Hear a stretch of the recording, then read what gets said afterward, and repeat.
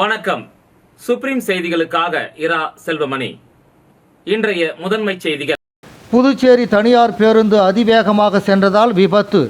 லாரியை கடக்க முற்பட்ட போது கண்ணாடி உடைந்து பயணிகள் காயம். புதுச்சேரியில் நள்ளிரவில் பெய்த கனமழை, சிரமத்திற்கு உள்ளான பொதுமக்கள். புதுச்சேரியில் 18 வயதிற்கு உட்பட்டவர்களுக்கு மதுபானங்கள் விற்றால் கடும் நடவடிக்கை. மதுக்கடைகளுக்கு கலால் துறை எச்சரிக்கை. மடுகரையிலிருந்து புதுவை நோக்கி வந்த தனியார் பேருந்து அரியாங்குப்பம் புதுப்பாலம் அருகில் ஓட்டுநர் கவனக்குறைவால் முன்பு சென்ற லாரியை கடக்க முற்பட்ட போது ஏற்பட்ட விபத்தால் கண்ணாடி உடைந்து அதில் பயணித்த சில பயணிகளுக்கு சிறு காயங்கள் ஏற்பட்டது.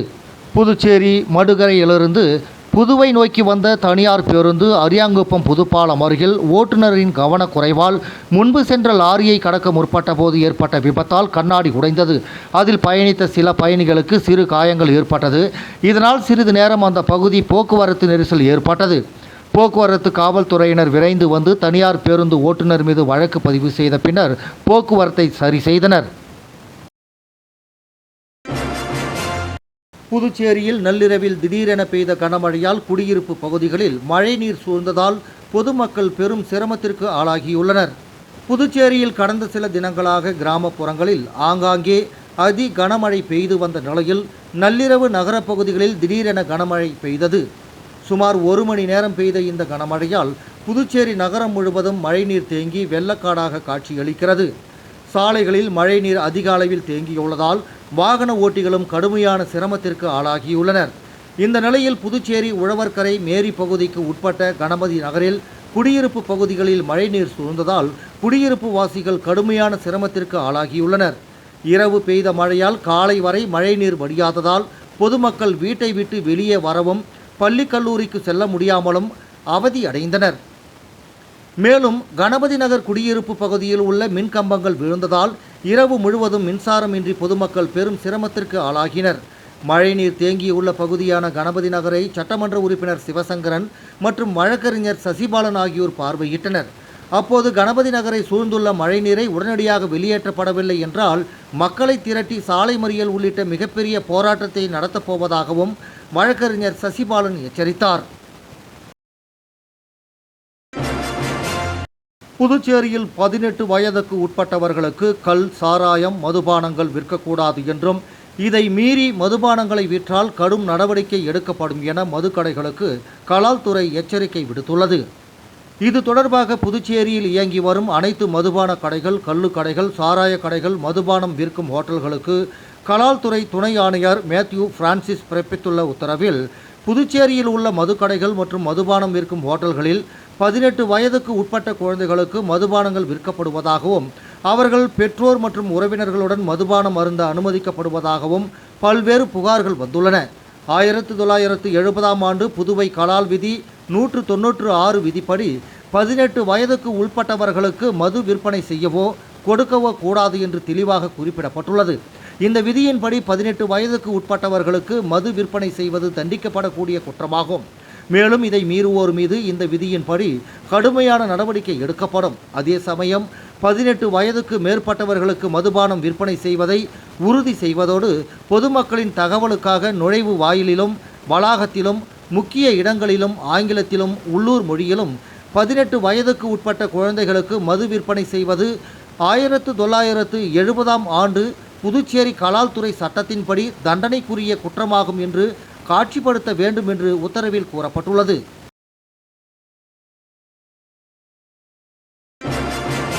புதுச்சேரி தந்தை பெரியார் நகரில் இயங்கி வரும் பிரிட்ஜஸ் லேர்னிங் வித்யாலயா பள்ளியில் புதுச்சேரி ஆட்டிசம் சொசைட்டி மற்றும் பாண்டிச்சேரி டிஸ்லெக்சியா அசோசியேஷன் சார்பில் பெற்றோர் ஆசிரியர்களுக்கான சிறப்பு பயிலரங்கம் நடைபெற்றது. புதுச்சேரி தந்தை பெரியார் நகரில் இயங்கி வரும் பிரிட்ஜஸ் லேர்னிங் வித்யாலயா பள்ளியில் புதுச்சேரி ஆட்டிசம் சொசைட்டி மற்றும் பாண்டிச்சேரி டிஸ்லெக்சியா அசோசியேஷன் இணைந்து 12, 13 ஆகிய தேதிகளில் பெற்றோர் ஆசிரியர்களுக்கான சிறப்பு பயிலரங்கம் நடைபெற்றது. இந்த நிகழ்ச்சியின் சிறப்பு விருந்தினராக JIPMER former dean pediatrician doctor Mahadevan, Indira Gandhi அரசு பொது மருத்துவமனை psychiatric medical officer doctor Vidya மற்றும் JIPMER pediatric occupational therapist Prasanna ஆகியோர் கலந்து கொண்டனர். இந்த நிகழ்ச்சியின் சிறப்பு ஒருங்கிணைப்பாளராக பள்ளியின் தாளாளர் முனைவர் புவனா வாசுதேவன் திகழ்ந்தார்.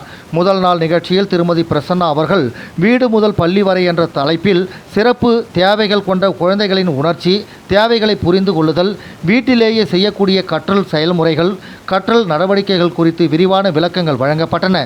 குழந்தைகள் தங்கள் படிப்பு மற்றும் எழுத்து பயிற்சியில் பெற்ற முன்னேற்றத்தை மகிழ்ச்சியுடன் பகிர்ந்து கொண்டனர். இதனையொட்டி இரண்டாம் நாள் பெற்றோரின் மனநலம், மன அழுத்தம் மேலாண்மை மற்றும் மனசோர்வை சமாளிப்பது குறித்து பயிற்சி அளிக்கப்பட்டது. பெற்றோர் அமைதியாகவும் சமநிலையுடனும் இருந்தால் குழந்தைகளின் வளர்ச்சி எளிதாகவும் பயனுள்ளதாகவும் இருக்கும் என்பதை டாக்டர் வித்யா அவர்கள் கலந்துரையாடினார்.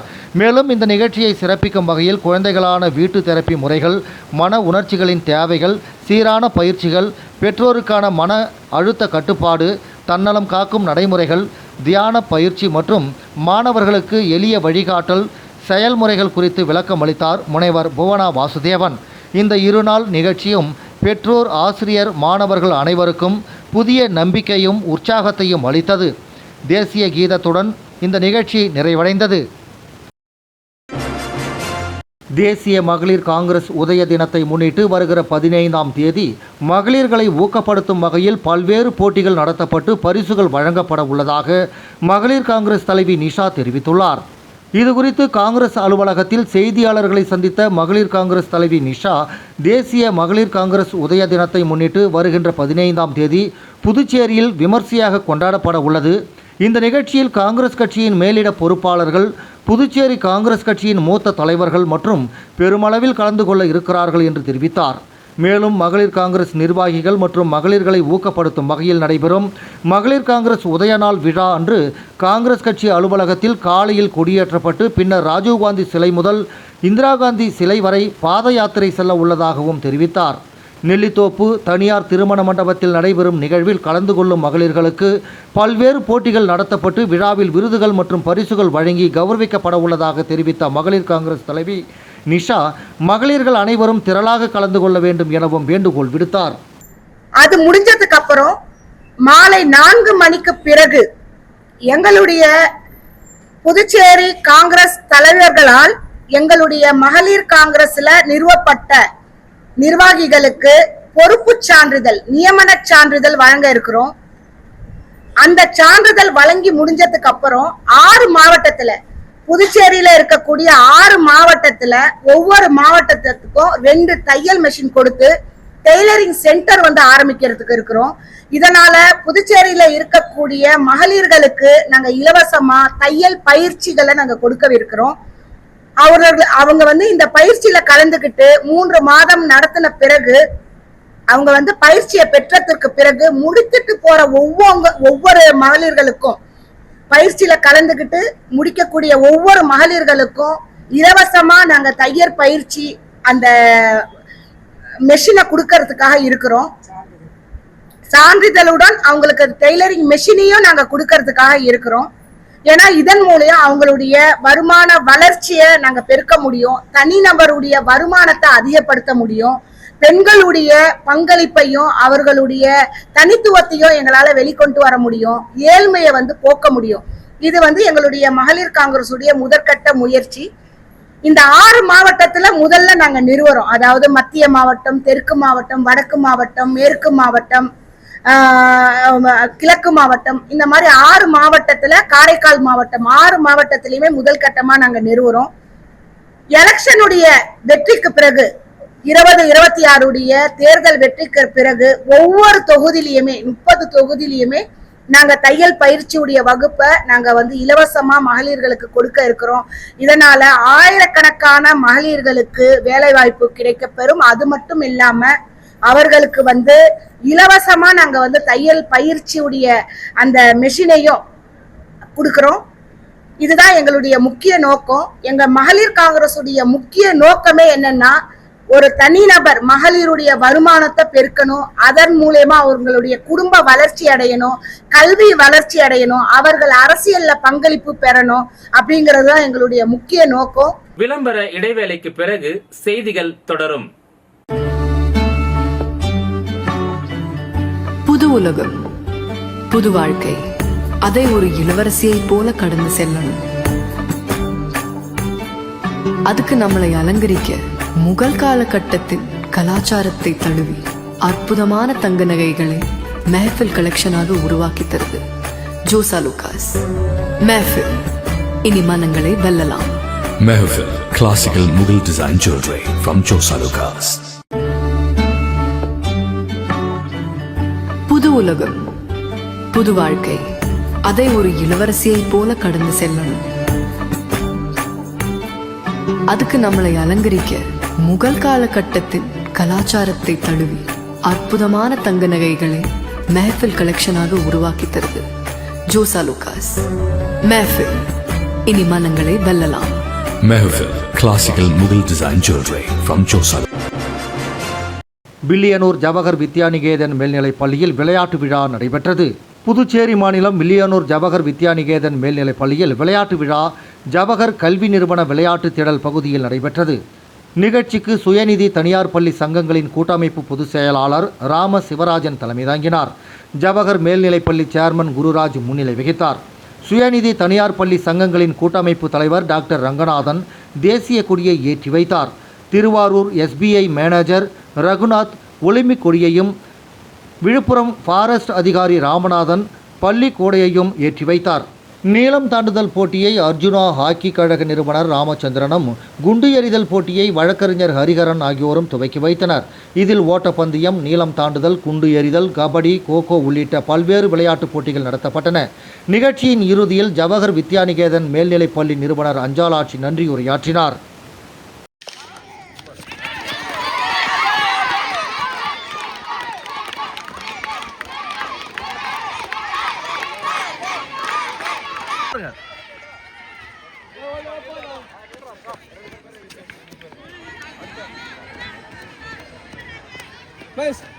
அவர் 2 பேர் பேர் எழுதணும். நெக்ஸ்ட் காவ்யா செட்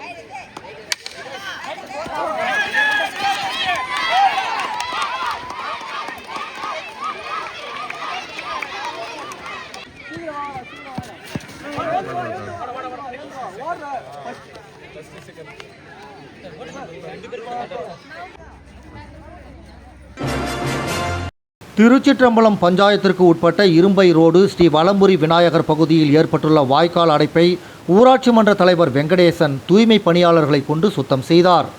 விழுப்புரம் மாவட்டம் பானூர் வட்டம் திருச்சிற்றம்பலம் பஞ்சாயத்திற்கு உட்பட்ட பல்வேறு பகுதிகளில் ஊராட்சி மன்ற தலைவர் வெங்கடேசன் பல்வேறு பணிகளில் ஈடுபட்டு பொதுமக்களின் நன்மதிப்பை பெற்று வருகிறார்.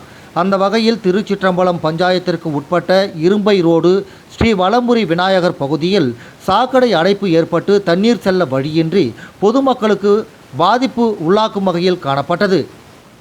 இதனை உடனடியாக திருச்சிற்றம்பலம் பஞ்சாயத்து தலைவர் வெங்கடேசனிடம் அப்பகுதி மக்கள் தெரிவித்ததன் அடிப்படையில் உடனடியாக சம்பவ இடத்திற்கு விரைந்து சென்று தூய்மை பணியாளர்களை கொண்டு உடனடியாக அடைப்பை சரி செய்து கொடுத்தார். மேலும் ஊராட்சி மன்ற தலைவர் வெங்கடேசன் பொதுமக்களிடம் கூறுகையில், வாய்க்காலில் குப்பைகளை போட வேண்டாம், அது குப்பை தொட்டி அல்ல, கழிவு செல்வதற்கான வாய்க்கால், குப்பை தொட்டியில் மட்டுமே குப்பைகளை போட வேண்டும் என்று பொதுமக்களிடம் எடுத்துரைத்தார். புதுச்சேரியில் நடைபெற்ற மாநில அளவிலான கால்பந்து போட்டியில் 100க்கும் மேற்பட்ட வீரர்கள் கலந்து கொண்டு தங்களின் திறமைகளை வெளிப்படுத்தினர். புதுச்சேரி பெரியார் நகர் பகுதியில் ஜீவானந்தம் அரசு ஆண்கள் மேல்நிலைப்பள்ளி மைதானத்தில் கால்பந்து ஆசிரியர் கிருஷ்ணராஜ் ஓய்வு அறிவித்து அதற்காக விளையாட்டுப் போட்டி மாநில அளவில் கால்பந்து போட்டி நடைபெற்றது. இதில் கால்பந்து சங்கத்தின் செயலாளர் தனசேகர் சிறப்பு விருந்தினராக கலந்து கொண்டு போட்டியை தொடங்கி வைத்தார். மேலும் நிகழ்ச்சிக்கான ஏற்பாடுகளை கால்பந்து வீரர்கள் கோபி, விஜயபாஸ்கர், ரவி, அன்பரசு, டிசல், சுதாகர் ஆகியோர் செய்திருந்தனர். மேலும் இதில் வெற்றி பெறுபவர்களுக்கு பணி நிறைவு பாராட்டு விழாவில் பரிசளிப்பு நடைபெற உள்ளது. சுமார் 20க்கும் மேற்பட்ட அணிகளின் 100க்கும் மேற்பட்ட வீரர்கள் கலந்து கொண்டனர்.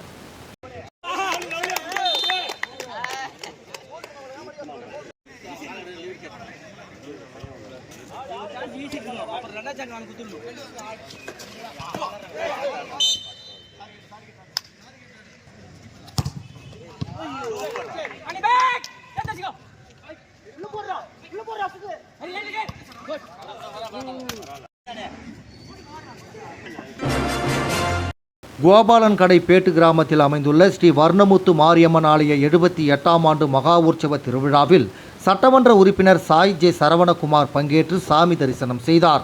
புதுச்சேரி மாநிலம் மில்லியனூர் கொம்யூன் கோபாலன் கடை பேட்டு கிராமத்தில் அமைந்துள்ள அருள்மிகு ஸ்ரீ விநாயகர், ஸ்ரீ பாலமுருகன், ஸ்ரீ வர்ணமுத்து மாரியம்மன் ஆலய 78ஆம் ஆண்டு மகா உற்சவ திருவிழா வெகு சிறப்பான முறையில் நடைபெற்று வருகிறது.